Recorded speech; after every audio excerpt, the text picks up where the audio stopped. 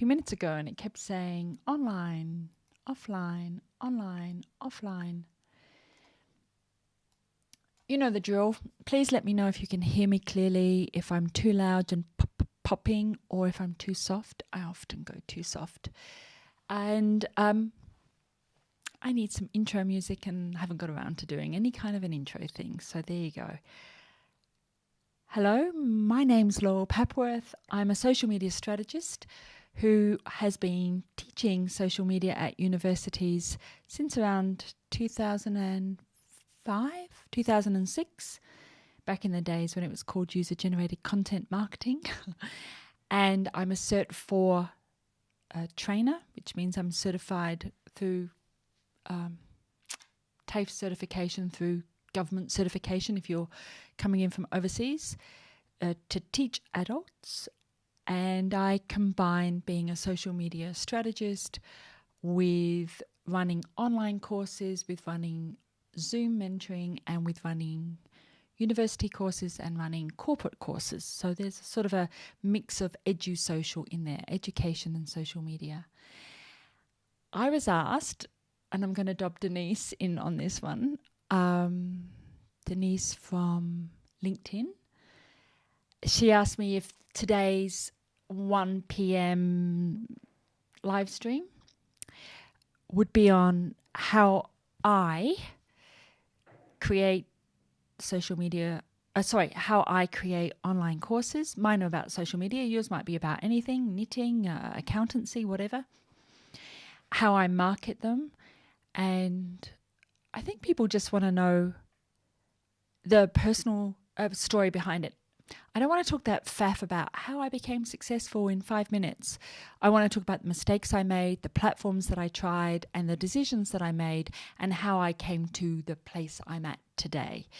If you have any questions, please let me know in the comments. This is being streamed, one hopes, on the YouTubes, on Facebook, I think in 2 places on Facebook, LinkedIn, Twitter / Periscope. Did I say YouTube? I think it's 6 places. So it's possible that one of those is not working, because when you're relying on APIs and restreaming services, it all gets a bit difficult. So anyway, let's put up my, notes. I don't mean notes for this session. I would just want to talk to you about how I plan my courses and structure them and things like that. So if you are interested in sticking around, I'm going to talk about how I structure my courses, like what's my thinking before I even start. Then what do I do to build out the courses? What platforms have I tried? What works? What doesn't? I'll show you the platform I'm currently using, and then I will just give you some free advice that you're free to ignore, I guess. All right, let's go into this one here. Can you see that screen? I've got a tiny little reduced version here, so I'm hoping it's clear for you guys. The first tip that I want to give, which I didn't fully understand when I started, is that I have to have a very clear topic or win in the title, but I have to specify the audience and the modifier. And that looks like, let me make that a bit bigger for you. The modifier is, for instance, words like advanced, so introductory to, intermediate, and advanced. And one of the reasons for that is every time I put up something online, I would get emails from prospective clients, from leads who would say to me, I think I should do the advanced class, don't you? And then they'd give me all the reasons why they should do the advanced class. Or if I put up the basic course, they'd say, that could be too basic. Or the other side of it was, I've only been doing this for 20 years and I think I should be in the beginner's class. What do you think? So I put the modifiers in, and then I give them, this is just at the moment the top level, I give them the structure. and I give what's covered, what the wins are. And the reason why you want modifiers often is because people won't take a generic course. So if you have a course that's just called knitting course, hardly anybody will sign up. But if you do advanced knitting for grandparents, basic sewing or basic knitting for children, and then you can have other modifiers like in languages or in brow or outside, inside, whatever your modifiers might be, then you can add them in. So as an example for me, I split my bundles of courses. I have lots of these little topic headings. They're separate courses.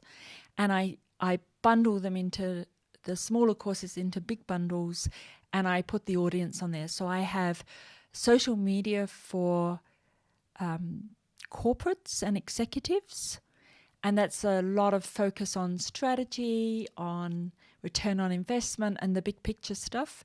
And then I have our social media for social media managers course, which is more like what tools to use and things like that. And I bundle all of these little topic headings up into separate mini courses, and I create a bundle from them. You could create one course, but often people get overwhelmed if you have 20 or 30 courses in one long toilet roll, I guess is what I'm saying. I don't know. People just want one thing, like how to use Hootsuite for government, and they go beeline straight for that. Whereas if I said social media tools and it's just too generic. I would list the topics and the subtopics, and you'll make a decision as you go through whether they're going to be lectures within the course or whether they're going to be separate courses. And be careful because the platforms change words around. Like sometimes a bundle is a course, and then that course is made up of groups of lectures, and then you're like, but that's a bundle of courses, but they call it a course of lectures. So the whole thing gets a bit confusing. Just really try and understand from the platform what they're talking about when you're looking at building your online courses.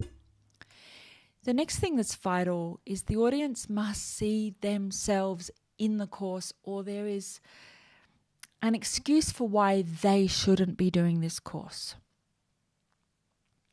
So when I have something like Facebook ads, I don't just have a course on how to do Facebook ads or even a generic Facebook ads for small business. I try to super or hyper target. And we'll talk about landing pages pointing back to more generic courses in a moment. And I'll show you the setup that I've done. I'm going to show you my actual school. This isn't just death by dot points or death by PowerPoint today. But we do need to do a little bit of strategy at the beginning. So list your audiences, the ones you feel the most comfortable with to start with. If it's your first online course, don't do more than 3. I did, from the very beginning, I use Post-it notes, and I took a wall and I put up every audience, and then I put all the modifiers up. So beginners, blah, blah, for accountants, advanced, blah, blah, for accountants. And then I use different coloured Post-it notes to indicate the different modifiers. So blue was for industry, and I remember yellow was for topic, and green was for lectures, and purple was for courses, and I just was able to move them around and drag them around. But try not to do more than 3 in depth at the beginning, because otherwise you'll just be overfaced with too many courses, too many lectures, too many audiences. Just choose 3. 2, 3, 3. All right. Once you've done your topic and your audience and your modifier, so sewing is your topic, mums is your audience, Italian, advanced, something is your modifier. Now we want to move into adult education, curriculum stuff. The key one to have right at the very top, if I can select it, is the learning outcome. You will be able to do blah, blah, blah. And I'm not talking about that how to make $6 million in 5 minutes. I don't have that kind of an audience. I work primarily with government departments, with ministers of parliament, with senators, with the legislature, with legal, and they seem to be a little averse to those kind of hard sell.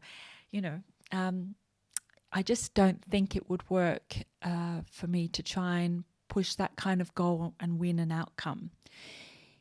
If you have a separate audience or a different audience, by all means do what you want, but I don't promise things that I think are anything above what I would expect a course to teach me.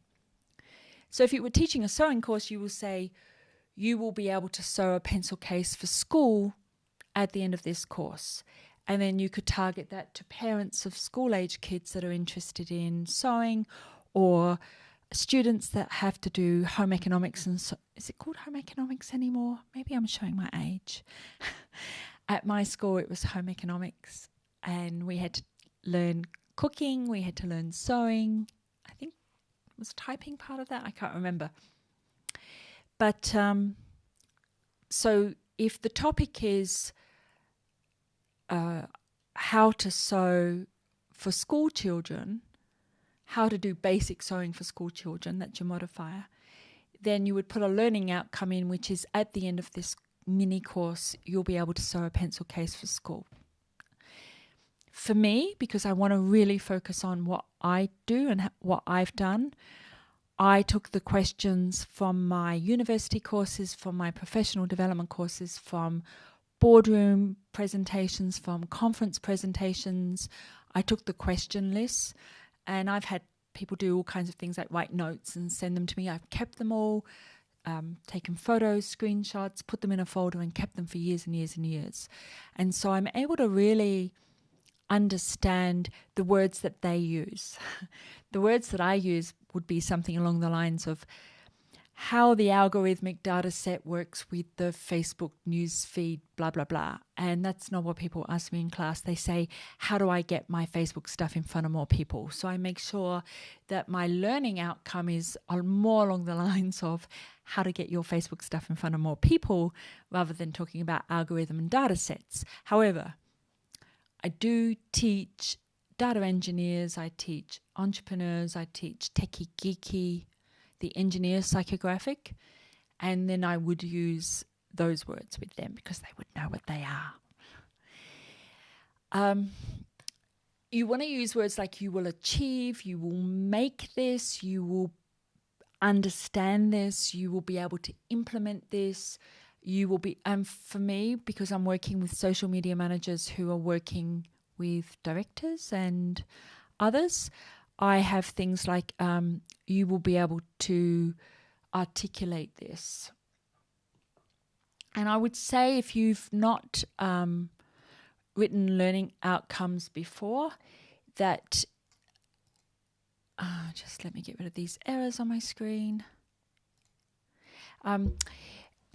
If you've not written them before, talk to people about why they want to do the course and understand fear and aspiration.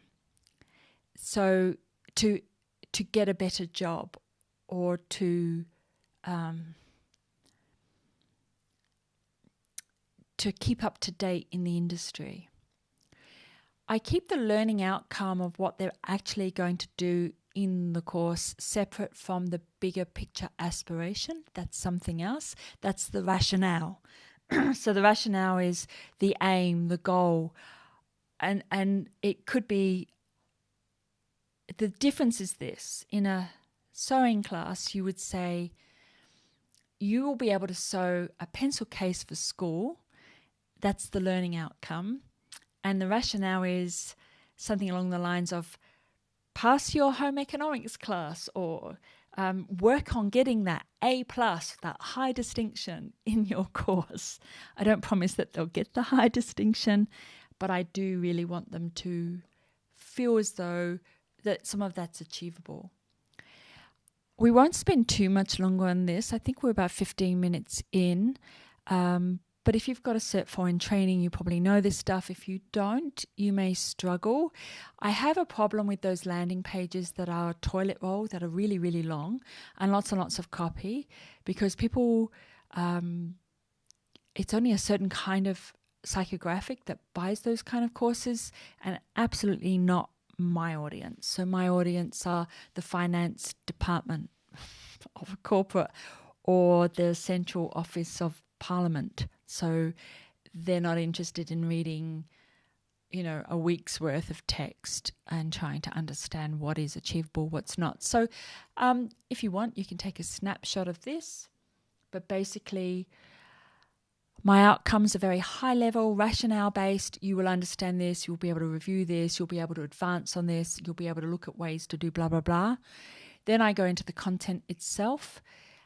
How we're going to do this, what we're going to do, what are the advantages, creating things, writing the intended audience, mums, grandparents, social media managers, executives,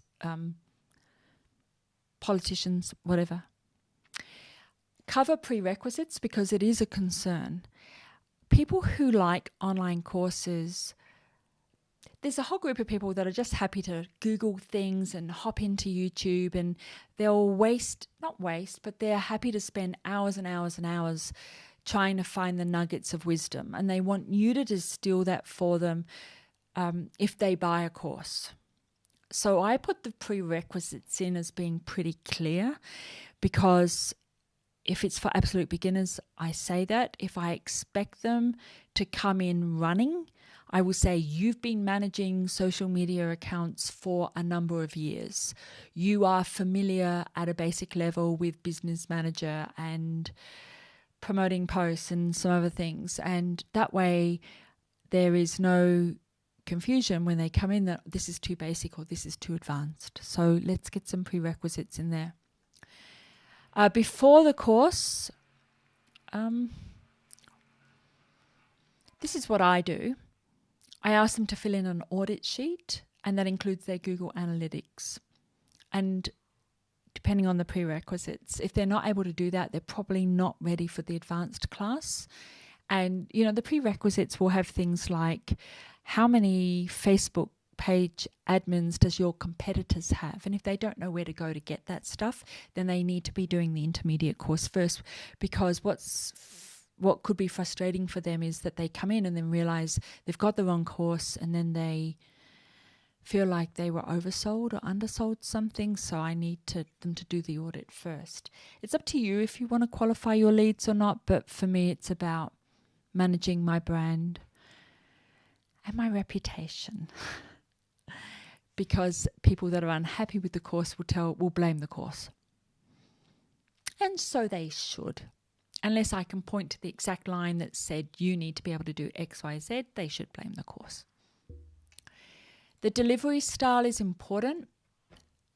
This will vary if you're offering the online course through a body, an organization, so an industry organization, through a university or TAFE or something like that.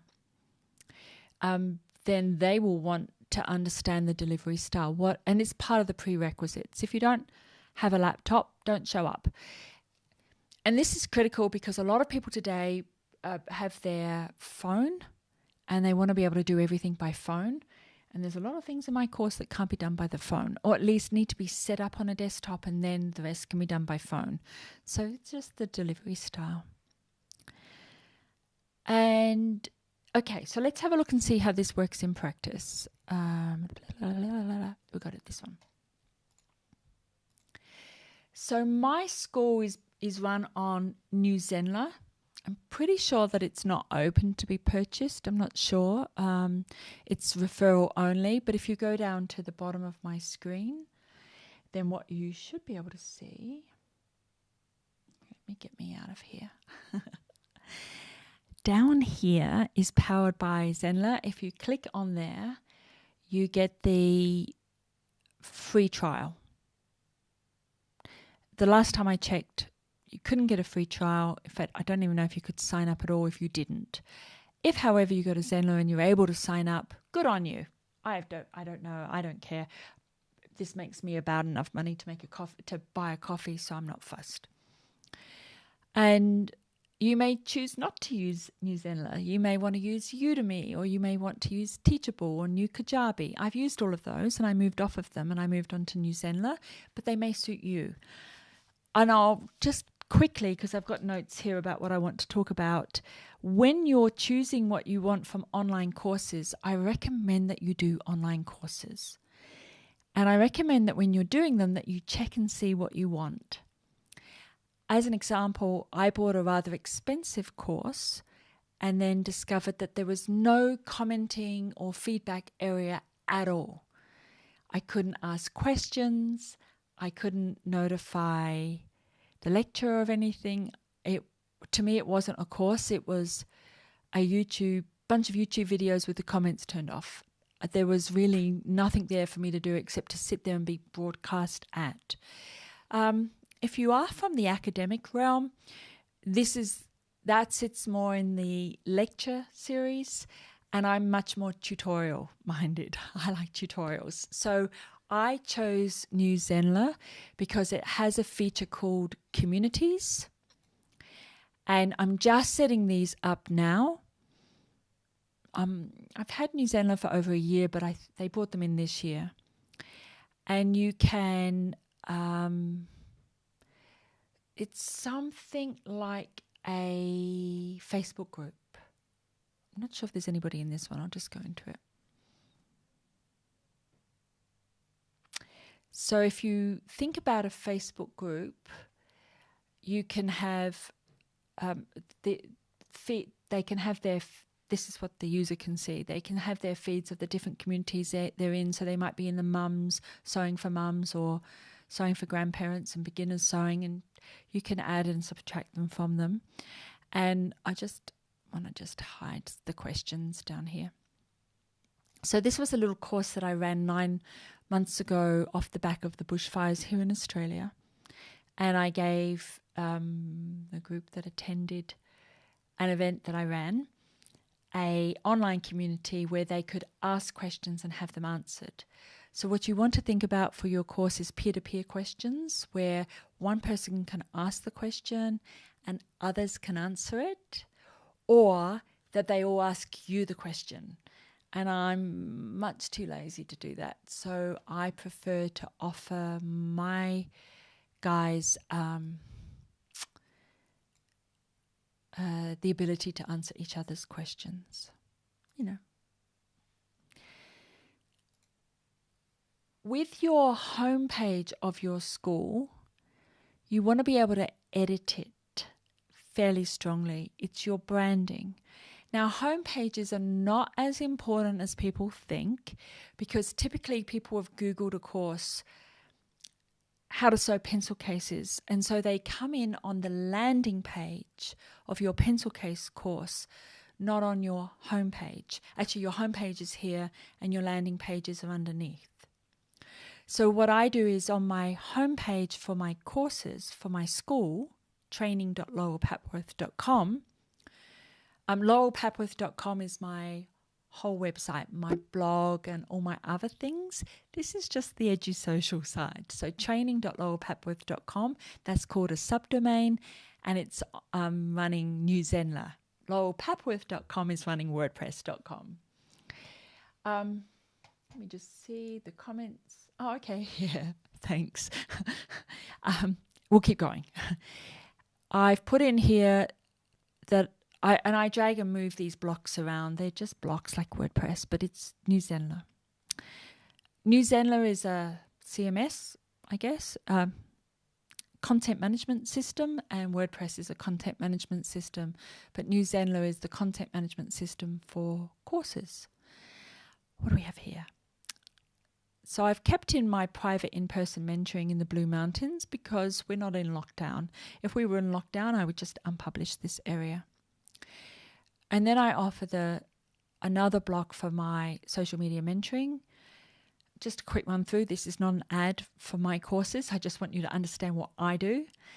And then I offer online courses, and I clarify who I'm talking to. So I have one audience who are senior marketing consultants in government and corporate. They're not going to be doing an Instagram account for a hairdressing salon. But these guys might be a social media manager managing Facebook admin and Instagram accounts. And they have different needs. These guys are probably managing social media managers.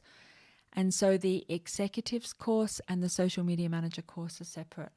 Notice with my branding, I've just chosen the jigsaw puzzle and I've put different colors up so people can spot it straight away and know, oh, that's my course or not my course or whatever. And then my classroom courses I've put at the bottom because we're not running those in 2020. If you're watching this in 2021, I hope I am. And these can be dragged around the screen. So my home page for my school is laying out all the different kinds of courses and ways that people can work with me under education. This isn't consulting. This isn't my blog. This is education. So what does it look like behind the scenes? And I know I'm diving around, but I really want you to see how I'm running my business, who my audiences are, how I quickly structure things on Post-it notes or on notes, digital notes, and then what I do in here, I guess. So in New Zenler, when you go into your account dashboard, the first thing that I thought about was the courses that I want to run and then the bundles. So what you'll see here at a high level is the social media executive course, the social media manager course, and the Bush social courses. Now these say zero sales, and this one, I think the person accidentally bought it online.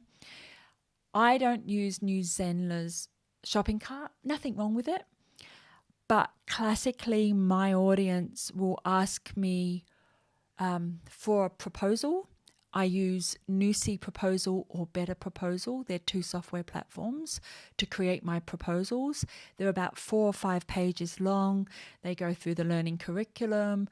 They go through absolute clarity on payment schemes and schedules and tax. There's terms and conditions, and they're written for government who have to submit the proposal as a PDF and have to get it stamped of approval, and they have to get a code, I was going to say a cash code, not a coupon code, a debit code. It's kind of like an interdepartmental code that they can pay against it.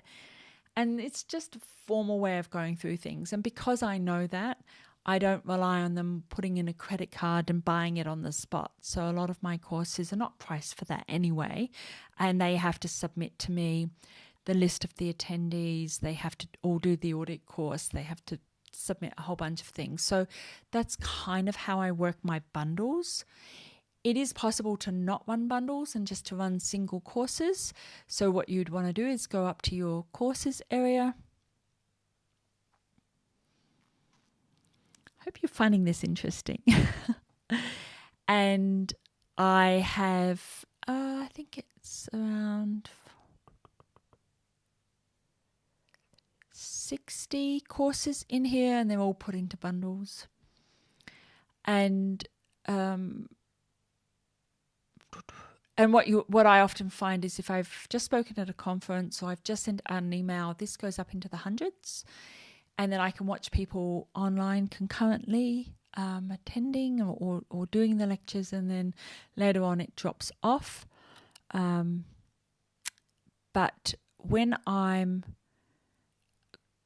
creating courses, I just find it easier to,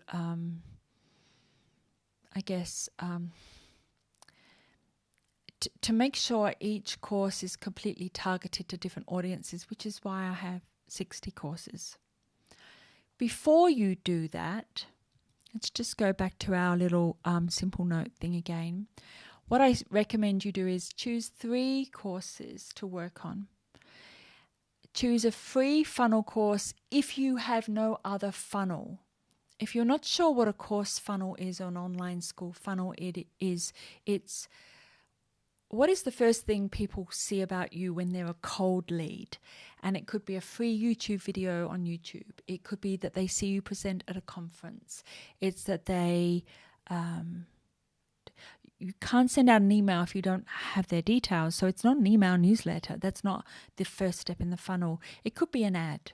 It could be a promoted post. It could be anything. But I recommend that around the first third of the funnel into the first half of the funnel, if you don't have an audience, that you consider a free mini course as your first course. Because what you probably don't have is this kind of a setup if you haven't done courses before. So you may not have bundles of 20 courses in the executive course and 10 courses in the manager's course. That's too much to sign up for on day one. So what I would do is change my homepage for my school to a landing page. So my homepage is full of links to landing pages and just have one call to action.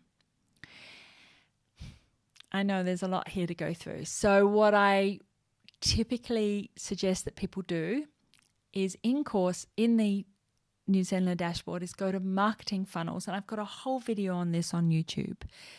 You want to go into your funnels and you want to create a template. Mine's not live, but we'll have a look at it anyway. And you just say to people, would you like to be notified when a free course is available, or my free blah blah course is available, or my complimentary course is available? Please give me your name, email address and phone number, or whatever it is you're going to ask them for, and then they click submit. So this is done through the templates in New Zenler or whatever platform you're using in the marketing funnel area. I typically, first of all, I need to choose a consulting. I just chose consulting invitation as being the URL. And then in the steps, I have the opt-in page. And then when they click yes, they go to the thank you page. And then when I'm editing my opt-in page, I'm just going to take a drink because I've been talking nonstop now for half an hour. Yes, it's a huge margarita at lunchtime. And you're just basically adding these blocks and editing them and saying whatever you want and doing whatever you want and coming down here and adding in whatever fields you want. And then when they click the submit button, that's when you want to go back to automation. I haven't actually looked at this for ages. So it's always fun to do a live stream because if you haven't done a live stream with me before, if you haven't attended one with me before, I like to practice the things I'm going to do on clients. You guys are the guinea pigs. So I set up an email drip sequence, and when they click subscribe, I set up automation rules. I won't go into it now because it's got some email addresses and stuff in there, but basically it says email this person, add this person onto this list, onto a leads list, onto an interested list, and then the leads go in here, and then I can see who went into who filled this in and clicked submit.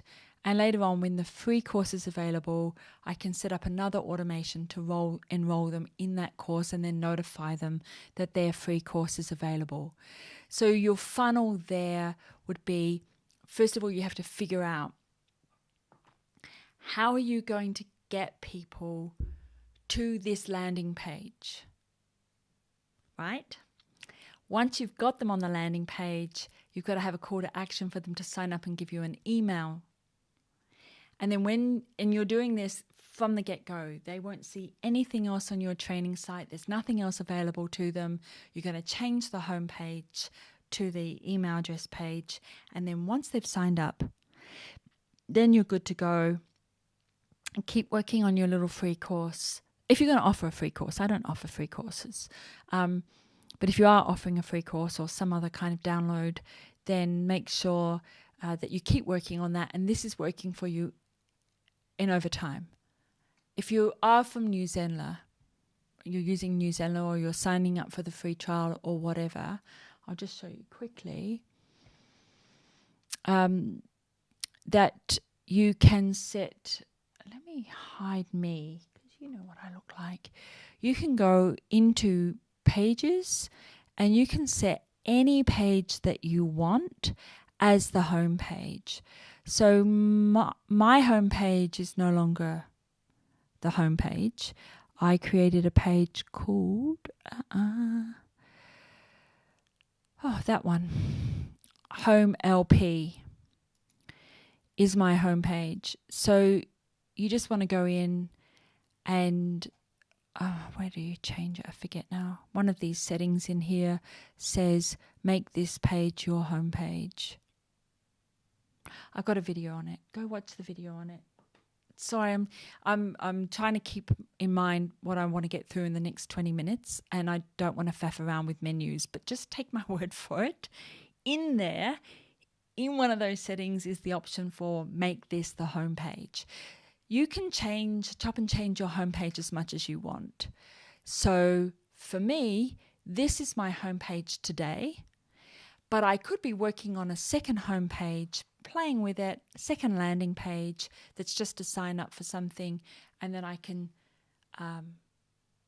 retire this one and then switch it across to the new page, which says, you know, it might say, getting ready for 2020, click here, sign up, blah, and use that as the promotional homepage. Or not, up to you. When I'm creating courses, so in my courses area, let me take the Bush Social course. I just want to make sure you can see this. Oh yeah, it looks like you can. Remember, this is a course that I ran in January, so at the moment it's not current. What am I doing? Oh yes, so I go to pages, and you can create multiple sales pages. And this is what I do. And I do A/B testing. And I try this page and that page. Does the light version or the dark version work? Does a group of people work? Or do people like to see someone sitting in isolation at a laptop working? What else is there? You might, for instance, with Bush Social, I could try taking photos of people in the bush area and they're working on different things, and then try the different sales pages for those. When we talked at the beginning about topic, modifier, audience, this is what you want to do with your sales pages. So you want to keep creating pages, and make sure that you can say in them, like for instance, what's this course? Bush Social for farmers, Bush Social for village shopkeepers. We call everything up here in the Blue Mountains the villages. Bush Social for fire services, Bush Social for, can you see how I didn't put a modifier in there, but I have social media for, and then the audience. So I would have lots of landing pages, but all to one course. I don't want to have a separate course for each one of those audiences, because the core material is the same. It's similar enough that I can get away with one course, but lots of sales pages. And then I make sure that my ads and my promotions are directed to the different landing pages. If you're not sure how to create the landing pages, I do have a complete video on YouTube about that for New Zealand. Otherwise, whatever platform you're using, just think about, can I have lots of different doorways into the same course, knowing that different people take different doorways. When you're thinking about the lots of landing pages to direct you to one product, one service, in my case, online courses or courses in general, think about fear and aspiration. The way that you speak to people is going to be different. So if I say something like, are you a farmer who's looking to rebuild your brand around cattle and sheep? That the farmer goes, yeah. The woman that's running a fashion store on the high street in the small country town goes, no. So I don't want to leave it too generic, because people don't see themselves in very, very general things. But I do want to have lots of landing pages so that they can feel like, yeah, that's me. I'm going to get from this what I need.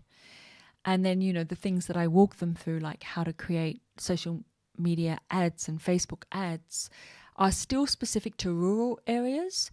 I'm not talking to a big overseas corporate, but I don't have to get into such a nitty-gritty that they can't relate to it themselves. If I ever felt that they couldn't, then I would create a second course. So we've talked about creating marketing funnels and shifting your homepage to being that initial funnel for maybe an invitation for people to give an email address to sign up for the free course when you're ready. I want to talk about curriculum now, and some things that I do and things that I will not do, and explain to you why I won't do them.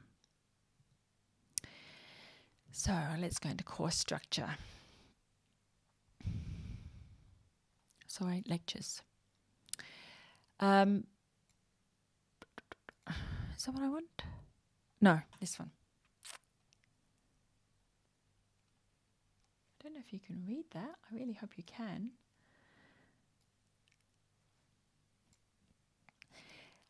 I have to go through and make sure that I list every lecture and how I'm going to present it. So I might say that the first lecture, the welcome lecture, has a 5-minute video that explains how to use the website, welcomes people, sets expectations, tells them how to contact me if they need to cancel, postpone. Things happen, and people want to change things up. I know from studies that tutorials should be 5 to 10 minutes.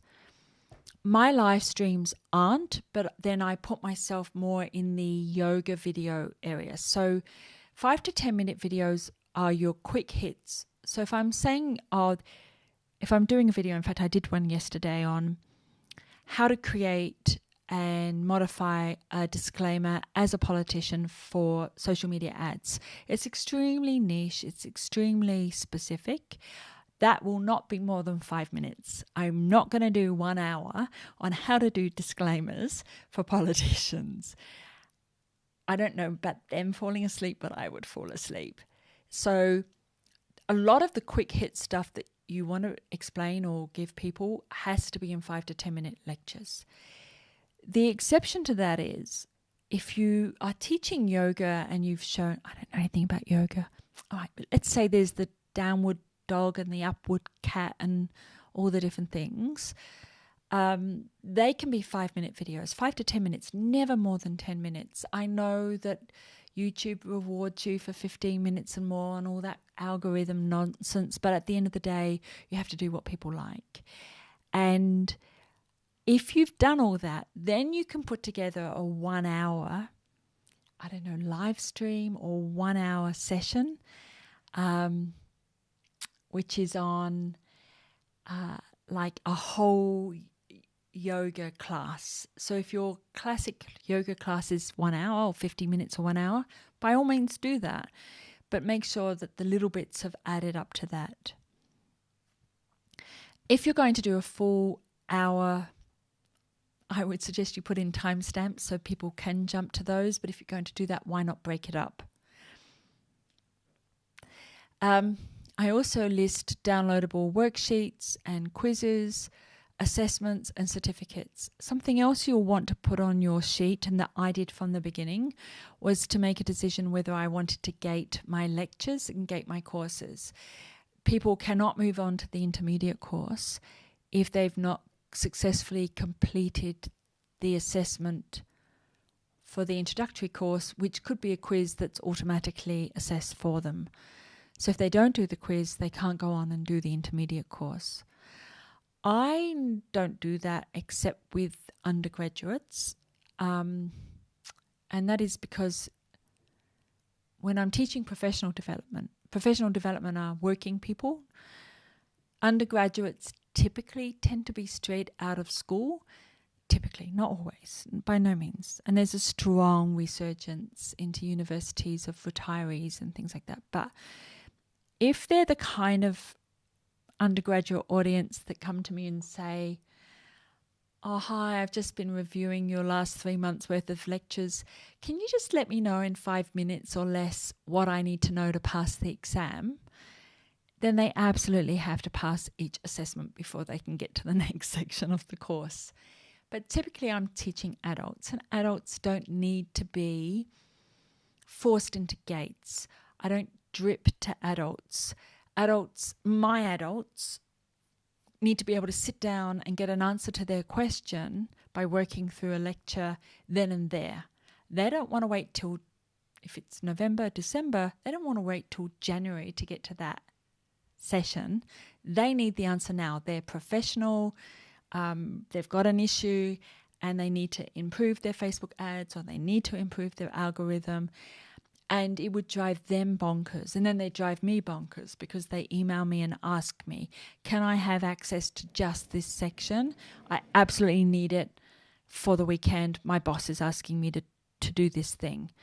And so with children and with undergrads and anything like that, I can understand dripping the course, or drip just means that they have to do one section, then another one. It's either time-gated or assessment-gated. For adults, not so much. So we're talking about what I do. You figure out, you do you. You do you. And also, if you want automation of certificates, whoopsie. So some platforms give you automated certificates, some do not. The most typical thing I see for learning styles is death by PowerPoint. And that's where there's no vision switching. So you don't get a talking head, and then you don't get a voiceover text, and then you don't get a picture in a picture. And sometimes I've even been known with pre-recorded stuff, not live stream, to be roaming around outside with a camera talking to people. So I try to shift up in my 5 to 10 minute videos, and even in my live streams, that there is a change of view. Otherwise, people just switch to just listening, which is fine, but then I might as well podcast. So you've created your school. Your original landing page is a single page with an invitation for an email sign-up of some kind to download an ebook or join a short mini course for free or for $10 or whatever, and you've changed that landing page to being your homepage. I want to talk about something else I don't do. I don't create a toilet roll of sales pitch content. What do I mean by that? I don't actually have one, I don't think. Let me just see. I just shifted this. Let's just go to a landing page. Oh, that switched me back to... I'm not necessarily using all of the pages on Newzenler at the moment. If they're already tracking on my own website, I leave them on the website. This one's a fairly long page. So this is for people to come to my training room in the Blue Mountains, which is a couple of hours out of Sydney. So it's a big ask, except that people like to get away for a day. They want to do an off-site. They want to bring a team to an off-site. And specifically now with the thing that shall not be named and, people social distancing and things like that, this is of interest to people as we come out of lockdown. So I explain who it's for. I give topics that they can choose, the curriculum that they, like a pick and mix, a smorgasbord curriculum, a little bit about me, and then a link to me, and then alumni is for people who've already done courses with me. I've trained tens of thousands of people, so there's quite a big list there. I then go into the training rooms. It is a long page, but I'm not repeating the same information over and over again like the click sales pages do. I'm giving corporates the information that they require in order to make a decision. So I talk about I can pick up attendees in my car. Obviously not if there's 50 of them, but 50 won't fit in my training room anyway. It's a small training room. And I talk about the location, what you can do.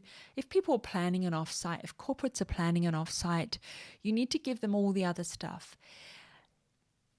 For real life courses, most of my reviews, including the professional development courses that I taught at the University of Sydney for 15 years on social media, most of the reviews were of the food. I don't know what to tell you. Because you're teaching online courses, the reviews are going to be about how fast the videos were, how fast the website loaded, whether the font was readable or not, whether it's going to be things that may not be pertinent to the learning style, but very pertinent to the experience. So you're providing an experience with online courses. If you weren't, and if it wasn't important, then they would just sit through thousands of really badly put together YouTube videos. And they don't want to do that. So I'm just trying to relate back how maybe these things would look. One person, 2 days, 2 people, 2 days, bringing the team in. Oh, that's really large. I think that's blown up. I better cut that down. Personal note from me. I'll be honest with you. A lot of people that come to this page already know me. They've already done courses with me. They've met and chatted with me at conferences and workshops and goodness knows where. They've stopped me on the street because they've seen my videos online or their friend has shown them a video of mine. Oh, that's my YouTube stuff. And, that's how it is. So I wanted to talk to you today about what I do and what I don't do. I try not to have a super long, what I call toilet roll of content sales pitch, but I do put as much information up as I think is critical for them to understand. If you want to see an example of something that's not like that, that's super short, but still works for me, I think my Zoom sessions fit under that as well. Fit under the shorter one. 2 p.m. Good. I'm getting hungry. So here's a list of things that you can Zoom with me on. Okay? Choose some. And then choose what you want to do. Group stuff or personal stuff. Book, get the calendar, and you're in. And that's because the people who Zoom with me, people do come in cold. It surprises me. They do come in cold. They are cold leads. But I'm not necessarily... Has everything gone red? I think it's picking up the pink. Might have to fix that. It's not necessarily sitting in the funnel in the way that you may want it to sit in the funnel. So I'm simply saying, do a Zoom with me, pick from these topics, book a time, pay here, see you then. I'm not doing that toilet roll of explanation stuff. However, also remember, a lot of the people who come here to pay may have received my 9-page pitch proposal document. So, you need to assess your audience and what they're going to require. When I create my courses, let me just see if I can get into something here that might help you. Let me go into the bundle.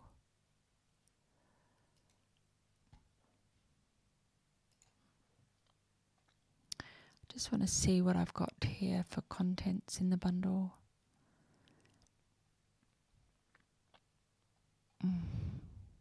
Okay, the Facebook Masterclass. So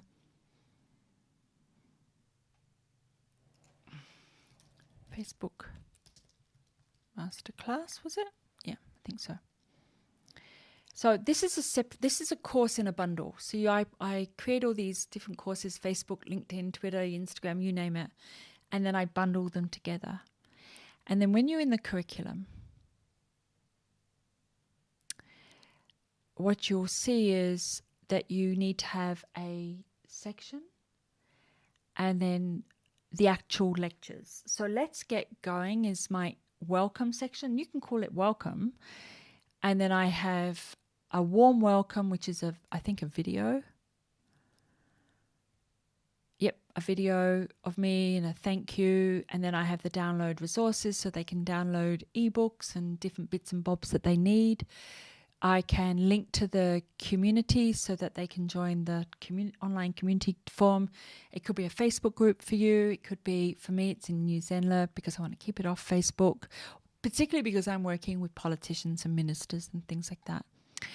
And then I say all your courses, and I link to, let's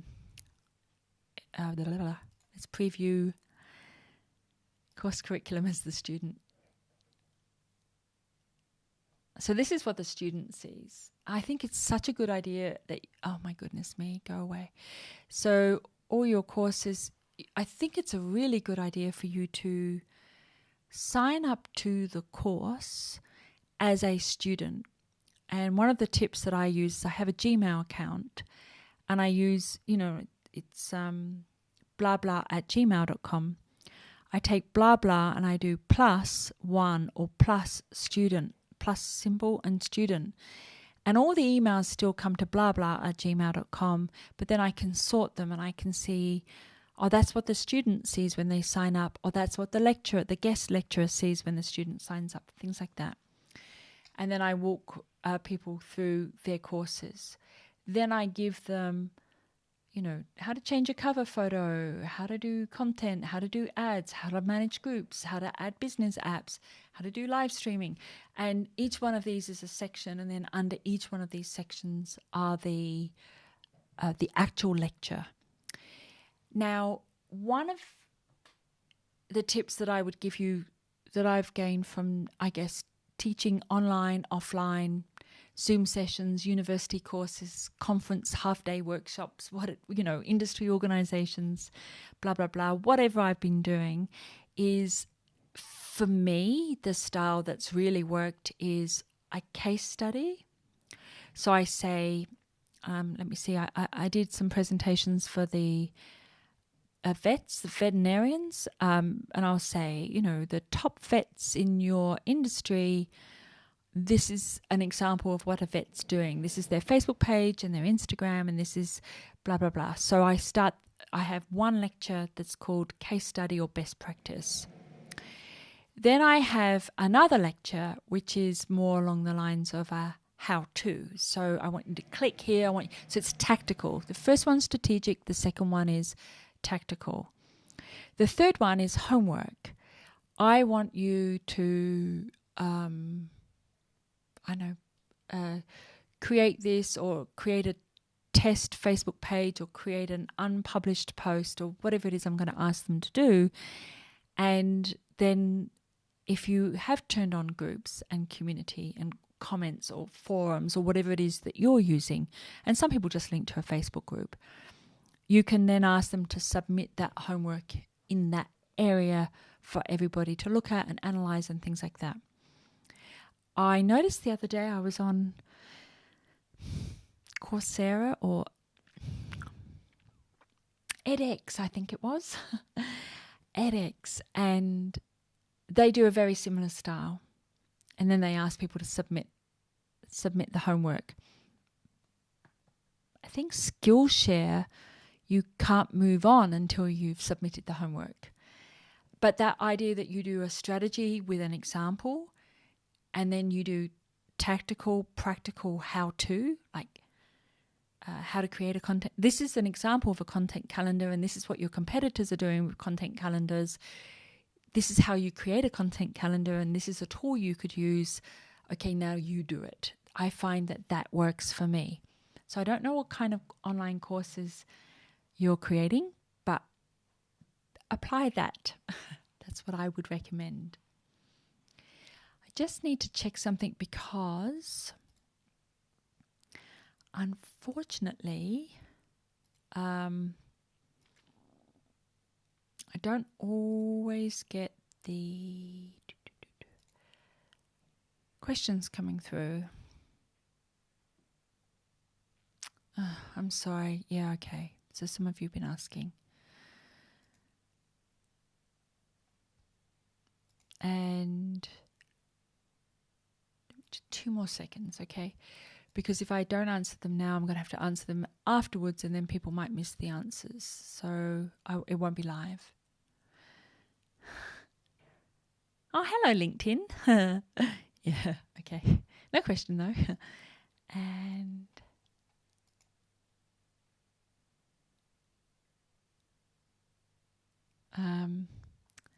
can one set up... Oh, okay. No, that's not to do with the online courses. That's to do with the technical recording of courses. If anybody... And it was about setting up Stream Deck. If anybody wants to know about my vision switching, preamp mic, setting up Stream Deck buttons, setting up at source recording, in computer recording, screen share recording, picture-in-a-picture recording, and how I've set everything up, then please let me know. I just want to check my list now because we are a couple of minutes over. But yeah, I'm happy to answer that question. Person on YouTube. So we talked about landing pages. We talked about course curriculum. We talked about course structure, funnels, audiences, and things like that. And I'm using New Zenler, how I do it. When it comes to funnels, I just want to finish on this because it's a really popular question. When it comes to funnels, I don't give away things for free, except to people who've already paid. And what I mean by that is, if they've paid $1,000 or more to attend a conference that I'm speaking at, I'm happy to give my little mini course to them for free.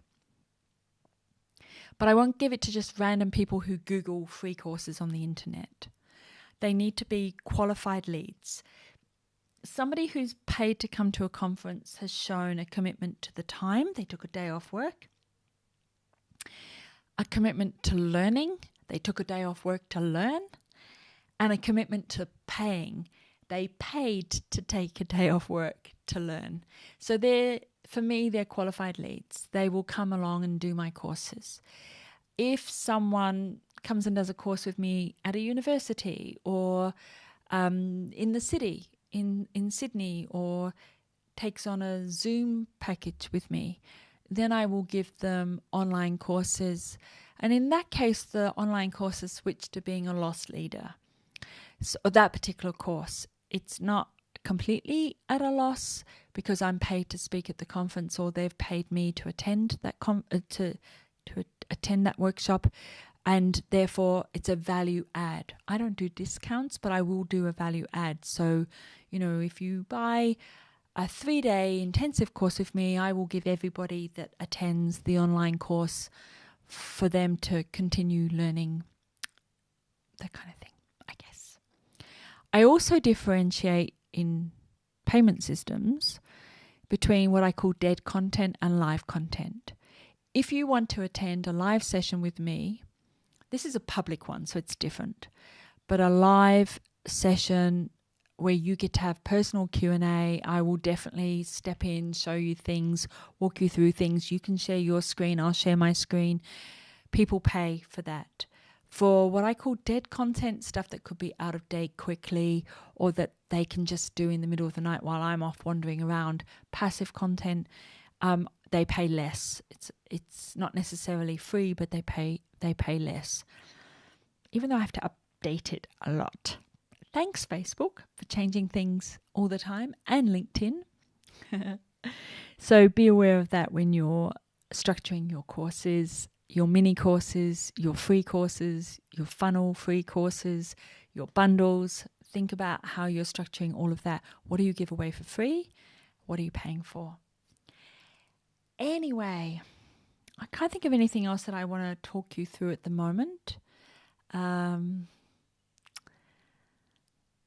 It's been an interesting ride for me with online courses. I started the online part of the course in 2008, have shifted platforms numerous times, have repositioned products and services numerous times, have made every mistake in the book numerous times.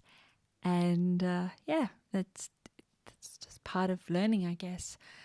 I'm actually really grateful because just practicing and going back and looking at the old online courses and how boring they were, and I hope that I'm shifting and changing things. I'm learning how to be more relaxed in front of the camera. It really helped me with my Zoom sessions because I was very confident in zipping in and screen sharing and highlighting things, and I'd got used to it just from 12 years of creating online courses. Gary, thank you. You're very welcome. Gary Friedman on YouTube. I don't know if that helped you at all, Gary, but I'm hoping that if you're considering using New Zenler, you know, that idea about setting up a landing page, making it the home page, inviting people to add their email address to that landing page, getting your free little mini course set up and using that as part of your funnel all helps you. There's a whole session here on social media marketing, which, let's face it, is my background. I didn't dare go into that too much because that literally is a 3-day advanced class with me. So we would be here for around about 24 hours, which might be a little bit too much. But yes, you're very welcome, Gary. All right. I'm going to love you and leave you. I'm going to go and have some lunch. Monday is Social Media Monday News, where we go through all the news in the industry. And I also test my setups. And Thursday's this more like 1 hour heavy duty tutorial talking about what I do. So if you have an idea for what you would like to have covered, just let me know. And I'm very happy to help you with that. And it will be a full hour. I don't know what else to suggest. Thanks, guys. Have a lovely lunchtime wherever you are in the world. And I'll see you on Monday or Thursday or sometime in the future.